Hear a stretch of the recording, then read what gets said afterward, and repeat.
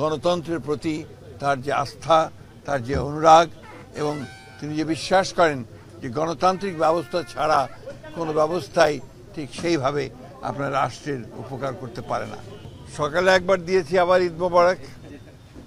তো আমরা প্রতিবারের মতো আপনি জানেন যে ফ্যাসিস্ট আওয়ামী লীগ সরকার ক্ষমতায় আসার পর থেকে দেশনেত্রী বেগম খালেদা জিয়াকে যখন থেকে আটক করে রেখেছিল এবং যখন তিনি বাসায় ফিরেছেন হাসপাতাল থেকে, কারাগার থেকে হাসপাতাল, হাসপাতাল থেকে কারাগার, বাসায় যখন ফিরেছেন, গৃহবন্দী থেকেছেন, তখন আমরা তার সঙ্গে ঠিক সেইভাবে দেখা করতে পারিনি।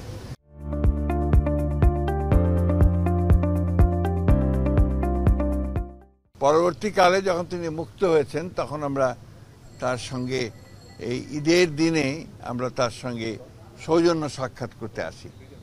এটা আমাদের সকলের জন্য, বিশেষ করে জাতীয় স্থায়ী কমিটির আমরা যারা সদস্য আছি তাদের জন্য এটা আমাদের একটা অত্যন্ত আনন্দের মুহূর্ত, আনন্দের ক্ষণ। কারণ আমাদের নেত্রী, যাকে কেন্দ্র করে আমরা দীর্ঘকাল রাজনীতি করেছি এবং অনেক সফলতা অর্জন করেছে বিএনপি তার নেতৃত্বে, যিনি বাংলাদেশের রাজনীতিতে গুণগত পরিবর্তন এনেছেন, সেই নেত্রীর সঙ্গে যখন আমরা কথা বলি আমাদের স্বাভাবিকভাবেই আমরা নতুনভাবে অনুপ্রাণিত বোধ করি এবং গণতন্ত্রের প্রতি তার যে অবিচল আস্থা, সেই আস্থা তিনি সবসময় প্রকাশ করেন এবং তার প্রতিটি কথার মধ্যে আমরা সেই বিষয়টা দেখতে পাই যে গণতন্ত্রের প্রতি তার যে আস্থা, তার যে অনুরাগ এবং তিনি যে বিশ্বাস করেন যে গণতান্ত্রিক ব্যবস্থা ছাড়া কোনো ব্যবস্থাই ঠিক সেইভাবে আপনার রাষ্ট্রের উপকার করতে পারে না।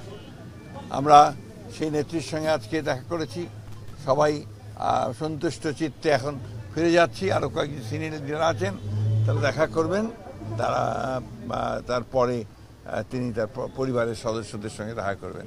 আপনাদের সকলকে অশেষ ধন্যবাদ। আর এইটুকু জানতে চাই যে তিনি সুস্থ আছেন, ভালো আছেন, আগে সে ইনশাল্লাহ ভালো আছেন এবং তিনি আপনাদের সকলকে ঈদের শুভেচ্ছা জানিয়েছেন, ঈদ মোবারক জানিয়েছেন, দেশবাসীকে ঈদ মোবারক জানিয়েছেন এবং সকলকে প্রতি, বিশেষ করে দেশবাসীর প্রতি তিনি তার শুভেচ্ছা জানিয়েছেন আর সকলকে তার জন্য, দেশের জন্য দোয়া করতে বলেছেন।